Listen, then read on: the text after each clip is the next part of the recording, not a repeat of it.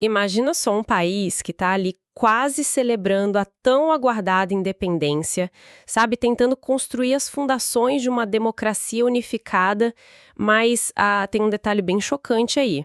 Durante décadas, a potência colonizadora simplesmente proibiu de forma explícita que metade da população frequentasse o mesmo tipo de instituição de ensino que a outra metade. Isso não foi um erro, né? Não foi tipo uma falha logística. Exato. Foi uma política britânica extremamente intencional, super documentada na Nigéria. E, bom, as consequências dessa política, elas estão na raiz daquelas manchetes que o mundo inteiro lê até os dias de hoje. Com certeza. Eu acho que esse é o ponto de partida perfeito para nossa análise de hoje. Porque, assim, a Nigéria contemporânea, com essas proporções continentais que tem, uma economia que é gigantesca e uma importância global inegável, ela acaba frequentemente sendo reduzida a umas manchetes muito simplistas, sabe? Sim, a gente vê isso o tempo todo. Pois é. A mídia internacional adora enquadrar os eventos de lá usando uma lente exclusiva de conflito religioso.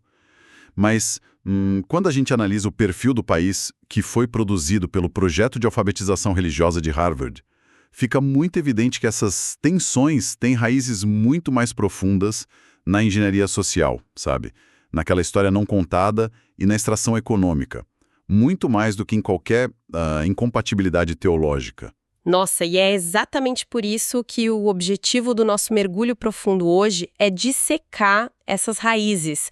E para quem está acompanhando a gente, a nossa missão aqui não é julgar, não é tomar partido ou ficar focando em narrativas politizadas.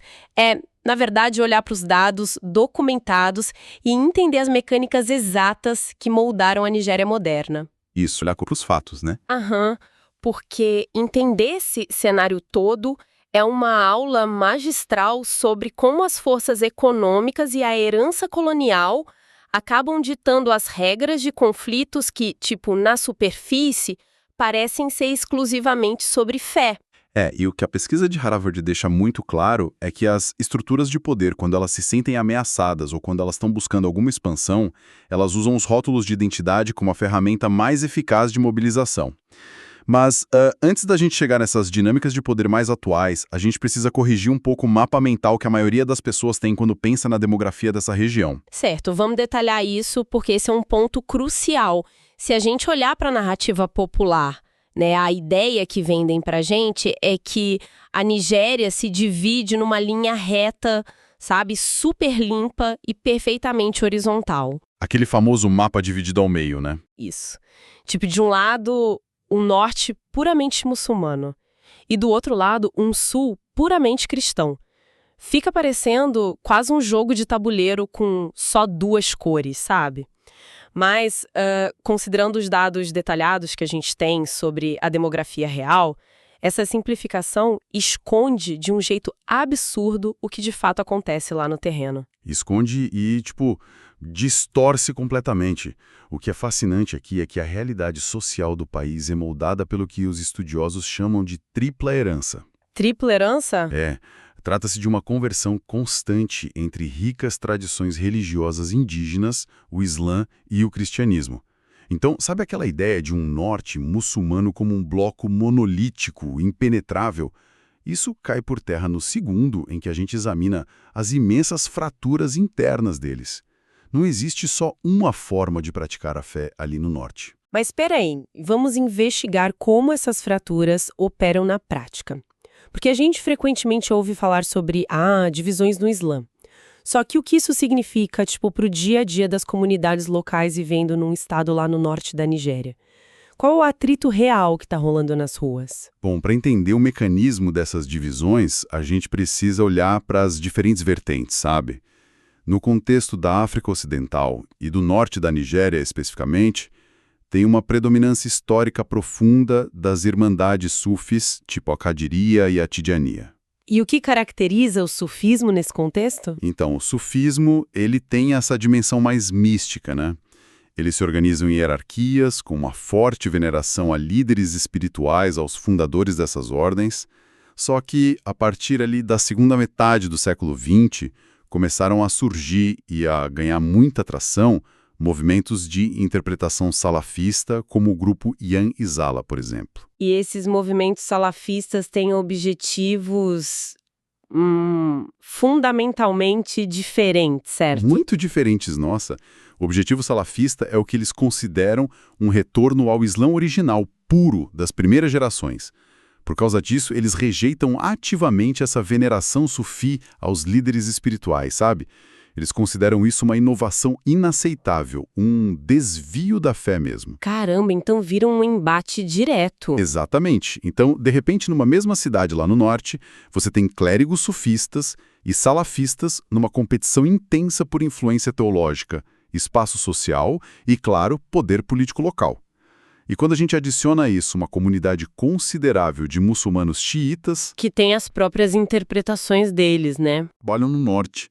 Então a gente começa a perceber que a região é uma teia incrivelmente complexa de grupos competindo, e não aquele monólito silencioso que a gente costuma imaginar. E ao olhar para o sul, a história não fica nem um pouco menos intricada, viu? O sudeste do país é fortemente marcado por um cristianismo predominantemente católico e anglicano.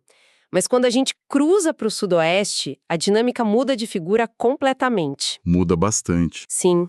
O sudoeste é tipo um caldeirão impressionante, onde muçulmanos, cristãos e os praticantes das religiões tradicionais iorubás muitas vezes convivem, olha só, dentro da mesma família estendida. Eles celebram os mesmos festivais cívicos, tudo junto. E bem ali no meio do país, separando esse norte e esse sul, existe uma região vasta, gigante, que é conhecida como Middle Belt, ou Cinturão Médio. O Cinturão Médio é talvez a peça mais vital para a gente desmistificar aquele tal mapa de duas cores que você mencionou. Por quê? Porque se trata de uma extensão de terra imensa, englobando vários estados, e é habitada por dezenas de minorias étnicas super distintas. É tipo uma zona de transição geográfica e cultural onde não tem uma maioria religiosa ou étnica absoluta que seja capaz de ditar as regras sozinha. É literalmente o ponto de encontro de todas essas heranças. Certo. Mas isso levanta um questionamento crítico aqui, e eu aposto que o pessoal que está escutando está pensando nisso também. Se o Sudoeste consegue manter essa convivência familiar e comunitária multirreligiosa, e se a região central é essa mistura profunda e orgânica de identidades, por que, afinal, as agências de notícias internacionais insistem tanto em reportar os confrontos no Cinturão Médio quase exclusivamente como, aspas, cristãos entram em conflito com muçulmanos? Pois é. Tipo, por que essa lente teológica é a única que parece chegar até a gente se a própria demografia prova que eles sabem sim conviver? É uma ótima pergunta. Se conectarmos isso ao panorama geral, a resposta curta é que é muito, mas muito mais fácil empacotar uma narrativa baseada num choque de civilizações do que explicar as complexidades da economia agrária e das mudanças climáticas, sabe? Os relatórios de Harvard detalham que a grande maioria da violência atual no Cinturão Médio é ditada por necessidades econômicas superviscerais, acesso à terra fértil e água potável. Ponto. Ah, entendi. E aqui entra aquela distinção crucial sobre quem de fato está disputando esses recursos no dia a dia, né? Exatamente isso. De um lado você tem pastores nômades e seminômades, muitos deles ali da etnia Fulani. Historicamente, eles são muçulmanos e eles precisam de vastas extensões de pastagem para os rebanhos deles, né? Do outro lado você tem agricultores sedentários, que pertencem a grupos étnicos como os Beron ou os Tive, e que frequentemente são cristãos ou seguem as religiões tradicionais. E eles, por sua vez, precisam proteger e expandir as próprias plantações. E o cenário, pelo que os documentos mostram, só se agrava com fatores ambientais. Com esse avanço rápido da desertificação lá no extremo norte, muito impulsionado pelas mudanças climáticas, as pastagens estão simplesmente desaparecendo, né? Estão sumindo, é. E isso empurra esses pastores cada vez mais em direção ao sul, para dentro desse tal cinturão médio. E aí, simultaneamente, o crescimento populacional acelerado faz com que os agricultores expandam as fazendas deles para áreas que antes eram rotas de pastoreio tradicionais. Então, tipo, é uma colisão matemática, inevitável.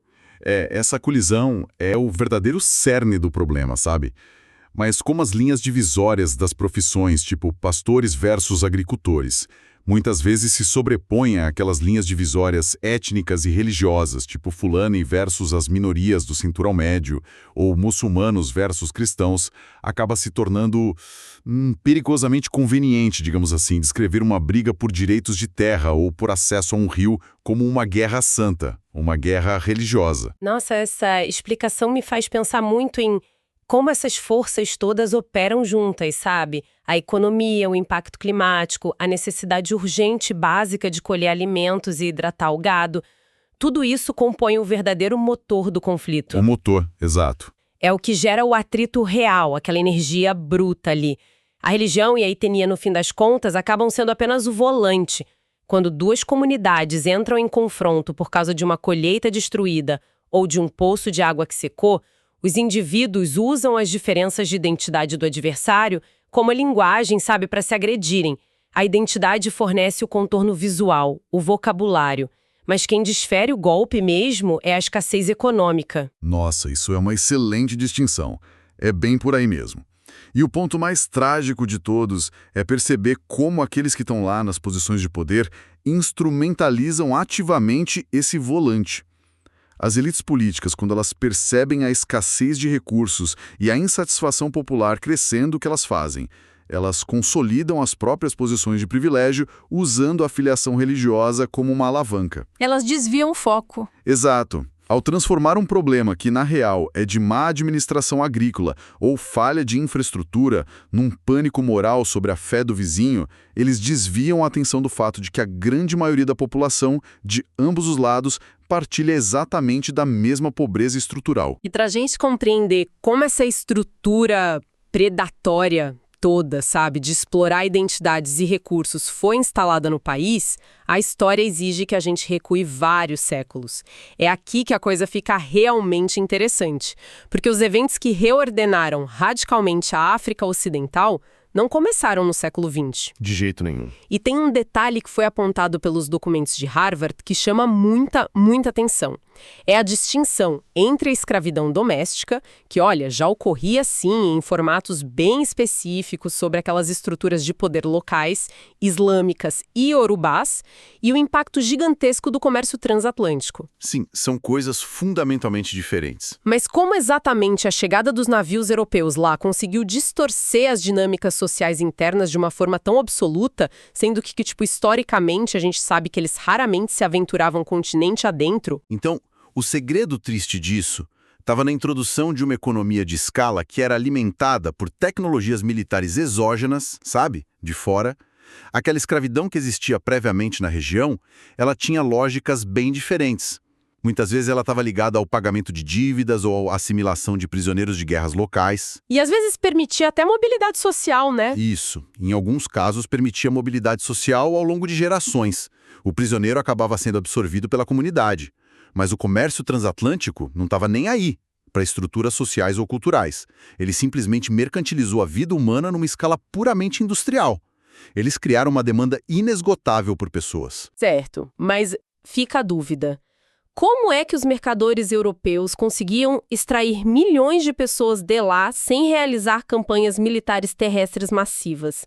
Até porque, a malária dizimava as tripulações deles se tentassem avançar muito pelo interior, não é? Exatamente. A solução que eles acharam foi terceirizar a violência. Eles criaram um ciclo de retroalimentação perverso usando armamentos. Sabe como? Como? Os mercadores europeus ancoravam os navios lá nos portos da Costa Sul e ofereciam produtos manufaturados. Mas o item mais cobiçado de longe, o que todo mundo queria, eram as armas de fogo. Eles trocavam mosquetes europeus por cativos humanos. Mas peraí, isso significa que eles injetaram um desequilíbrio militar instantâneo naquelas relações regionais que já existiam ali? Perfeito. Porque pensa bem, se um reino costeiro adquiria mosquetes vendendo algumas dezenas de prisioneiros, os reinos vizinhos ficavam subitamente e de forma bem perigosa vulneráveis. Exatamente. Sociedades inteiras, tipo confederações agrícolas lá do interior, que até então mantinham relações comerciais relativamente pacíficas umas com as outras, De repente, elas se viam diante de vizinhos armados com pólvora e chumbo e que estavam super interessados em capturar eles para vendê-la no litoral. Uma ameaça absurda. Sim, e diante dessa ameaça existencial toda, o Reino Pacífico precisava se defender a qualquer custo. E para se defender precisava do quê? De armas de fogo. E a única maneira que eles tinham de conseguir essas armas com os europeus era Capturar pessoas de outras comunidades para vender. Caramba! Era tipo a única moeda que comprava proteção. A economia inteira da região foi violentamente distorcida e forçada a se tornar uma engrenagem militarizada de captura humana, só para garantir a própria sobrevivência nesse novo cenário bizarro. É assustador. Sociedades inteiras tiveram que se reconfigurar em estados puramente guerreiros e extrativistas, né? Foi um trauma em escala continental. Esse nível de destruição prolongada pulverizou as velhas alianças diplomáticas e minou qualquer senso de unidade regional a longo prazo. E, além disso, acabou fomentando o desenvolvimento de rotas comerciais muito robustas e de um contato direto com os europeus lá na região costeira, o que infelizmente facilitaria muito a logística para a grande transição que ainda estava por vir. E a transição que rolou em seguida, bom, ela foi notável pelo cinismo estratégico dela, né? Porque a Grã-Bretanha aboliu oficialmente o comércio de pessoas escravizadas em 1807. E os livros didáticos costumam pintar isso como um enorme despertar iluminista, humanitário, os mocinhos da história. Mas os textos mostram que, lá na prática regional, a máquina de extração nunca parou. Não parou mesmo. Ela simplesmente atualizou o modelo de negócios dela. A demanda europeia deixou de ser por pessoas cativas e passou a ser por recursos brutos de altíssima rentabilidade. Inicialmente o óleo de palma, que eles precisavam muito para lubrificar as máquinas lá na Revolução Industrial, e logo depois o algodão. Isso. A infraestrutura portuária de extração já estava toda lá montadinha, né? A Marinha Real Britânica começou a patrulhar as águas do Golfo da Guiné com a justificativa oficial de policiar o cumprimento das leis anti-escravagistas. Mas não demorou quase nada para essa força naval ser redirecionada para intervir de forma super agressiva nos assuntos internos dos africanos. E qual era a lógica por trás disso? A lógica era muito simples e cruel. Eles queriam garantir que o lucrativo comércio de óleo de palma e outros bens fluísse direto para os mercados britânicos e sem nenhuma interferência de terceiros. Gente, foi uma aquisição corporativa militarizada de proporções, assim, inimagináveis. Pelo que a gente lê, eles se aproximavam dos reis, dos chefes e líderes comerciais locais e simplesmente impunham uns tratados de livre comércio que eram absurdamente desiguais. Totalmente unilaterais. Se o governante ousasse resistir ou tentasse proteger a economia local dele, os navios de guerra britânicos iam lá e bombardeavam a cidade costeira sem dó, substituindo a liderança por figuras mais dóceis. E, bom, uma vez que o controle sobre toda aquela região que hoje a gente chama de Nigéria se solidificou, a administração colonial concebeu e implementou a política que eu diria mais do que qualquer outra fraturou o país de vez: a gestão assimétrica do norte e do sul. Essa política aí. Essa política de segregação institucionalizou o desastre que a gente vê no futuro. Os britânicos chegaram àquela conclusão pragmática de que governar um território tão vasto, com tantas diferenças, ia exigir abordagens diferentes. Então, lá no sul, o modelo seguiu o padrão de expansão colonial tradicional deles, que sempre vem atrelado às missões religiosas, né? Os britânicos encorajaram de forma bem agressiva a entrada de missionários cristãos por ali. E o papel desses missionários, ele ia muito, muito além daquelas questões puramente da alma. Eles construíram escolas, né? Escolas, exato. As escolas missionárias acabaram se tornando os polos exclusivos de educação formal ocidentalizada em todo o Sul.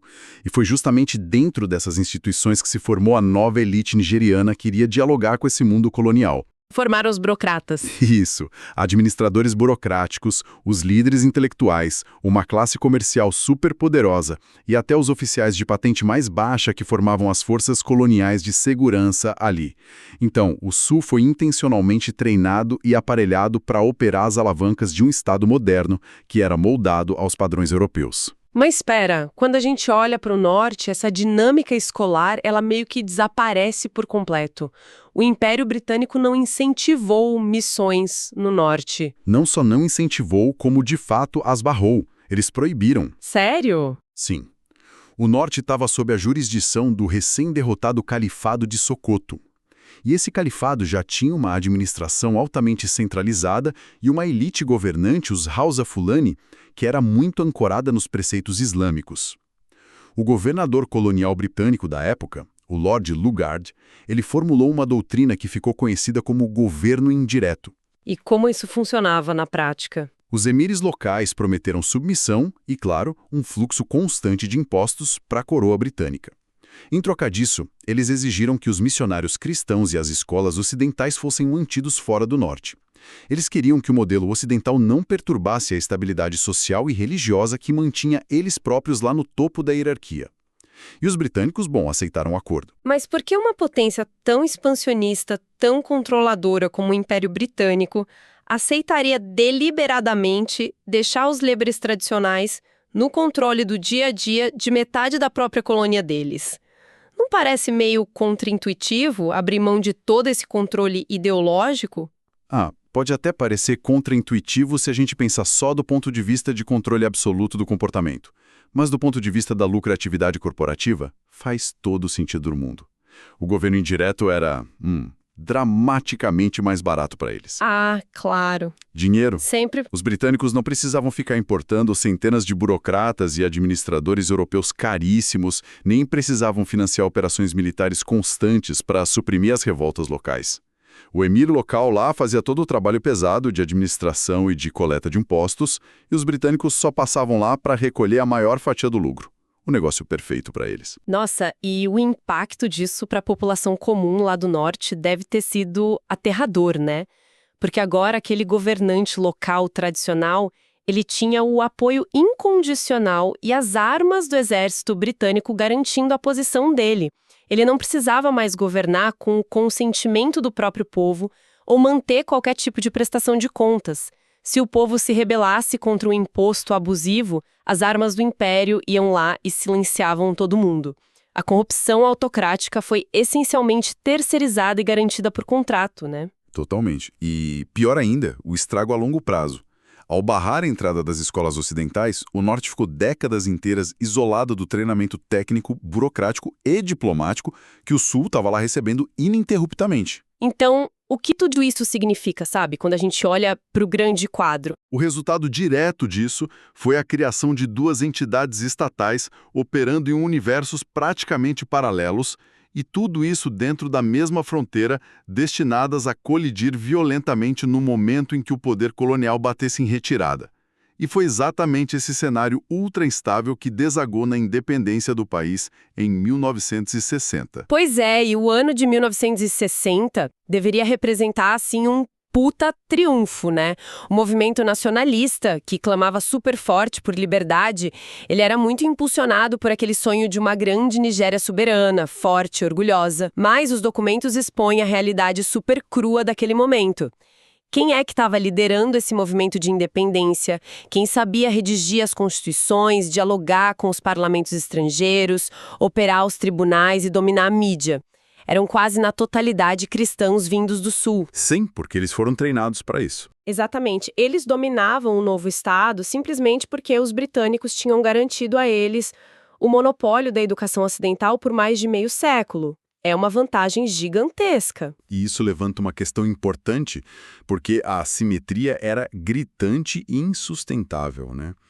O norte olhou para aquilo e entrou em pânico, temendo que os políticos do sul fossem monopolizar para sempre o poder econômico e o funcionalismo público do país recém-liberto. Então, o que o norte fez? Eles usaram o peso demográfico massivo que eles tinham para manobrar politicamente e assumir as rédeas do governo federal nas primeiras eleições, logo depois da independência. Nossa, isso gerou um ressentimento imediato lá no sul, não é? Imediato e muito amargo. A tensão foi para as alturas. E é justamente esse contexto que ajuda a gente a compreender a brutal guerra civil nigeriana que muita gente conhece como a Guerra de Biafra, que acabou estourando ali ainda no final da década de 60. Os militares da região leste tentaram se separar do país, formando a República de Biafra. E isso resultou num conflito catastrófico com milhões de mortos, principalmente devido ao bloqueio de alimentos e ao combate militar super pesado. O país não tinha apenas umas rachadurazinhas na fundação. Ele estava literalmente desmoronando sobre o peso da engenharia colonial que implantaram nele. A Guerra de Biafra foi, sem dúvida, a demonstração mais gráfica de que o sistema tinha falhado miseravelmente. E, bom, nas décadas seguintes, o país testemunhou uma sucessão interminável de golpes militares e contragolpes, todos eles quase sempre organizados ali ao longo de linhas étnico-regionais.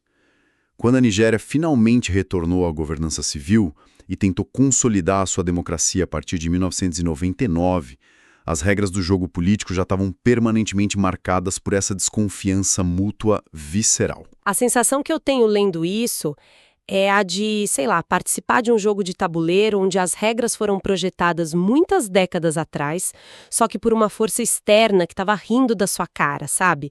E as regras ditam que a única maneira que você tem de conseguir recursos essenciais, sejam orçamentos do Estado, posições no ministério ou distribuição de infraestrutura, estradas, é persuadir os outros jogadores de que o grupo adversário está trapaceando só por causa da religião ou da origem étnica dele. É bem isso. É tipo um jogo de soma zero total. Um cenário onde, para alguém ganhar, outro tem que ser destruído e perder, e esse ressentimento tem sido cultivado ali de forma cirúrgica, geração após geração. E os arquitetos modernos da política nigeriana entenderam perfeitamente como navegar e lucrar nesse tabuleiro adoecido, sabe? Diante de uma população massiva e de uma riqueza vertiginosa gerada pelas imensas reservas de petróleo que o país tem, a mobilização da base eleitoral através daquele apelo emocional à defesa da fé e da etnia continua sendo, de longe, o caminho mais curto para garantir o acesso aos cofres públicos. Infelizmente, é o que funciona politicamente para eles. Exato.